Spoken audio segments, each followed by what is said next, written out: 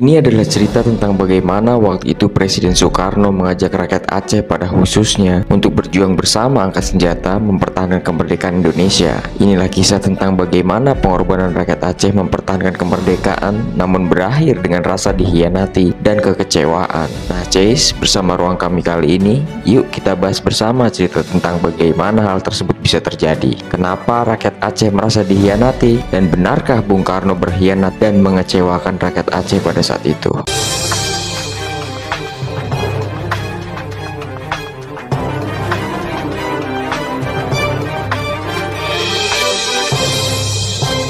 Pada 1948 saat masa-masa agresi militer Belanda kedua, Bung Karno melakukan kunjungan ke Aceh dengan tujuan mengajak rakyat Aceh berjuang bersama mengangkat senjata melawan agresi militer Belanda. Setibanya di Aceh, kedatangan Bung Karno disambut dengan hangat dan gegap gempita oleh rakyat Aceh. Kemudian di sana Bung Karno bertemu dengan tokoh-tokoh Aceh. Salah satu di antaranya yaitu pemimpin karismatik Aceh, Tengku Daud Bereh. Dialog pun terjadi di antara keduanya, Cis. Bung Karno yang memanggil Daud Bereh dengan kakak mencoba membujuk Daud Bereh supaya mau mengajak rakyat Aceh berjuang bersamanya. Kurang lebih dialog antara keduanya sebagai berikut, Cis. Saya meminta bantuan kakak agar rakyat Aceh turut mengambil bagian dalam perjuangan bersenjata yang sekarang sedang berkobar antara Indonesia dan Belanda untuk mempertahankan kemerdekaan yang telah kita proklamirkan pada tanggal 17 Agustus 1945. Daud Bereh pun menjawab ajakan Bung Karno, Cis. Saudara Presiden, kami rakyat Aceh dengan segala senang hati dapat memenuhi permintaan Presiden. Asal saja perang yang akan kami kobarkan itu berupa perang sabil atau perang fisabilillah, perang untuk menegakkan agama Allah, sehingga kalau ada di antara kami yang terbunuh dalam perang itu, maka berarti mati syahid. Kakak, memang yang saya maksudkan adalah perang yang seperti telah dikobarkan oleh pahlawan-pahlawan Aceh yang terkenal seperti Tengku Cikditiro dan lain-lain, yaitu perang yang tidak kenal mundur, perang yang bersemboyan merdeka atau syahid. Kalau begitu kedua pendapat kita telah bertemu, Saudara Presiden. Dengan demikian bolehlah saya mohon kepada Saudara Presiden bahwa apabila perang telah usai nanti, kepada rakyat Aceh diberikan kebebasan untuk menjalankan syariat Islam di dalam daerahnya, ucap Daud Bereh. Mengenai hal itu kakak tak usah khawatir, sebab 90% rakyat Indonesia beragama Islam, jawab Bung Karno saat itu. Tapi Daud Bereh tak puas dengan ucapan Bung Karno sehingga ia berkata, maafkan saya Saudara Presiden, kalau saya terpaksa mengatakan bahwa hal itu tidak menjadi jaminan bagi kami. Kami menginginkan suatu kata ketentuan dari Saudara Presiden. Dengan cepat Bung Karno pun menjawabnya. Kalau demikian baiklah, saya setuju permintaan kakak itu. Sambil menyodorkan secari kertas kepada Bung Karno, Daud Bereh mengucap syukur alhamdulillah. Atas nama rakyat Aceh, saya mengucapkan terima kasih banyak atas kebaikan hati Saudara Presiden. Kami mohon sudi kiranya Saudara Presiden menulis sedikit di atas kertas ini. Namun yang terjadi setelah Daud Bereh menyodorkan kertas tersebut, Bung Karno malah menangis terisak-isak. Dalam keadaan sesungguhkan Bung Karno berkata, kakak, kalau begitu tidak ada gunanya aku menjadi presiden. Apa gunanya menjadi presiden kalau tidak dipercaya? Dengan tetap tenang Daud Bereh menjawab, bukan kami tidak percaya Saudara Presiden, akan tetapi sekedar menjadi tanda yang akan kami perlihatkan kepada rakyat Aceh yang akan kami ajak untuk berperang. Sambil menyeka air matanya, Bung Karno mengucap janji dan bersumpah, wallah billah, kepada daerah Aceh nanti akan diberi hak untuk menyusun rumah tangganya sendiri sesuai dengan syariat Islam. Dan wallah, saya akan pergunakan pengaruh saya agar rakyat Aceh benar-benar dapat melaksanakan syariat Islam di dalam daerahnya. Nah, apakah kakak masih ragu-ragu juga? Daud Bereh pun menjawab, saya tidak ragu Saudara Presiden. Sekali lagi atas nama rakyat Aceh mengucapkan banyak terima kasih atas kebaikan hati Saudara Presiden. Oh iya Cis, dalam suatu wawancara yang dilakukan Muhammad Nur El Ibrahimi dengan Daud Bereh menyatakan bahwa melihat Bung Karno menangis terisak-isak, dirinya tidak sampai hati lagi untuk bersikeras meminta jaminan hitam di atas putih atas janji Presiden itu. Mendengar janji-janji yang diucapkan Bung Karno, para tokoh-tokoh Aceh pun semakin mempercayai Bung Karno dan mempersilahkan Bung Karno menyebutkan kebutuhan arjen yang dimiliki oleh pemerintah Indonesia. Bung Karno pun menyebutkan bahwa alangkah baiknya jika Indonesia memiliki kapal udara untuk membuat pertahanan negara dan mempererat hubungan antara pulau-pulau. Segera setelah perkataan Bung Karno tersebut, para tokoh dan rakyat Aceh merogoh saku dan mencopot seluruh perhiasan mereka, Cis. Begitu tingginya semangat rakyat Aceh kala itu dalam membantu pemerintah Indonesia. Konon nih Cis, kala itu antrian orang yang ingin menjadi donatur sampai beberapa ratus meter. Antrian itu terdiri dari seluruh lapisan masyarakat Aceh. Dana yang terkumpul mencapai 120.000 straight dolar ditambah 20 kg emas. Sehingga dengan dana tersebut pemerintah Indonesia kala itu untuk pertama kalinya berhasil membeli pesawat presidenan, yaitu RI-001 Selawah yang berarti Gunung Emas. Selain kapal udara RI-001 Selawah, Aceh juga menyumbangkan kapal laut dengan kode PPB-58LB. Kapal ini digunakan untuk mendistribusikan senjata-senjata yang akan digunakan sebagai kebutuhan perang.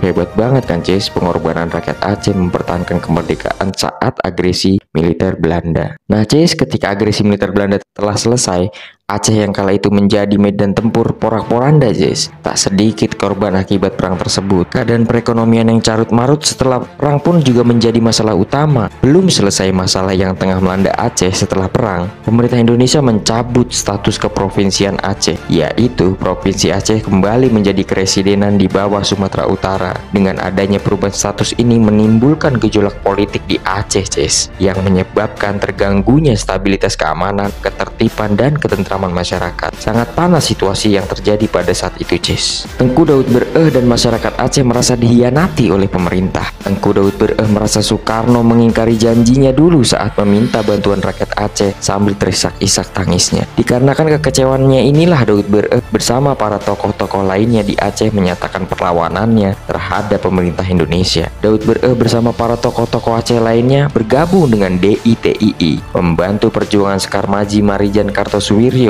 untuk membentuk Negara Islam Indonesia Aceh. Waduh, kenapa ya Bung Karno dan pemerintah Indonesia mencabut status provinsi pada Aceh? Sekedar informasi aja ya Cis. Berdasarkan web pemerintah Aceh, acehprof.go.id, sejak kemerdekaan 17 Agustus 1945, Aceh merupakan salah satu daerah atau bagian dari negara Republik Indonesia sebagai sebuah keresidenan dari Provinsi Sumatera. Aceh beberapa kali mengalami perubahan status daerah, dan pada akhir tahun 1949, keresidenan Aceh dikeluarkan dari Provinsi Sumatera Utara dan selanjutnya ditingkatkan statusnya menjadi Provinsi Aceh. Tengku Muhammad Daud Bereh yang sebelumnya sebagai Gubernur Militer Aceh, Langkat, dan Tanah Karo diangkat menjadi Gubernur Provinsi Aceh. Tapi setelah agresi militer Belanda selesai, pemerintah Republik Indonesia Serikat kala itu hasil dari konferensi meja bundar setelah adanya agresi militer Belanda II ya Cis, menetapkan peraturan pemerintah pengganti Undang-Undang Nomor 5 Tahun 1950, yaitu Provinsi Aceh kembali menjadi keresidenan di bawah Sumatera Utara. Nah Cis, sebenarnya perubahan status Aceh yang menjadi daerah keresidenan di bawah Sumatera Utara adalah merupakan konsekuensi dari implementasi hasil kesepakatan antara Republik Indonesia Serikat dan Republik Indonesia dan ketetapan Sidang Dewan Menteri tanggal 8 Agustus 1950 tentang pembagian wilayah yang baru yang menetapkan pembagian wilayah Republik Indonesia menjadi 10 provinsi Cis. Kalau begitu lalu siapa yang bertanggung jawab atas peleburan Aceh terhadap Sumatera Utara? Kalau kita melihat Indonesia yang kala itu menganut sistem pemerintahan parlementer, di mana Perdana Menteri bertanggung jawab sebagai pembuat keputusan dan kebijakan dalam jalannya roda pemerintahan, harusnya ya Perdana Menteri Cis yang bertanggung jawab, bukan kepala negara. Tapi Cis, setelah banyaknya serangkaian pemberontakan Darul Islam atau Tentara Islam Indonesia DITII di berbagai daerah Indonesia, Bung Karno menegaskan dalam pidatonya di hadapan rakyat Amuntai, Kalimantan Selatan pada 27 Januari 1953 bahwasanya Indonesia adalah sebuah negara nasional yang berideologi Pancasila, bukan sebuah negara teokrasi dengan haluan agama tertentu.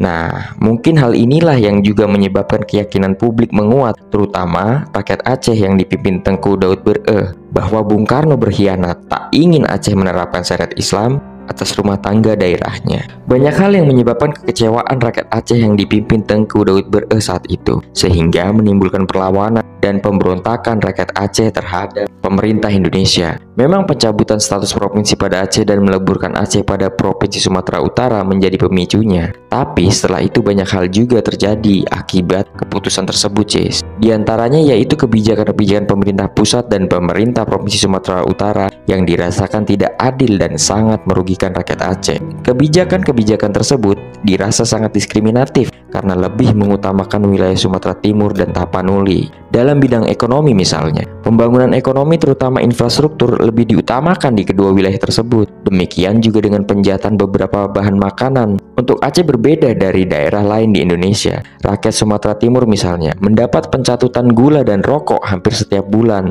dengan subsidi pemerintah. Sedangkan rakyat Aceh praktis tidak mendapat fasilitas tersebut. Dalam bidang sosial dan budaya, adanya diskriminasi pembagian kuota haji, Cis, di mana muslim di Aceh yang notabene lebih besar jumlahnya malah mendapat kuota yang lebih sedikit dibandingkan dengan Tapanuli. Untuk menangani gejolak politik yang mengganggu stabilitas dan keamanan di Aceh tersebut, akhirnya pemerintah mengeluarkan Undang-Undang Nomor 24 Tahun 1956 tentang pembentukan kembali Provinsi Aceh yang meliputi seluruh wilayah bekas Kresidenan Aceh. Dan sejak tanggal 26 Mei 1959, daerah Swantantra tingkat 1 atau Provinsi Aceh diberi status Daerah Istimewa dengan sebutan lengkap Provinsi Daerah Istimewa Aceh. Dengan predikat tersebut, Aceh memiliki hak-hak otonomi yang luas dalam bidang agama, adat, dan pendidikan. Status ini dikukuhkan dengan Undang-Undang Nomor 18 Tahun 1965.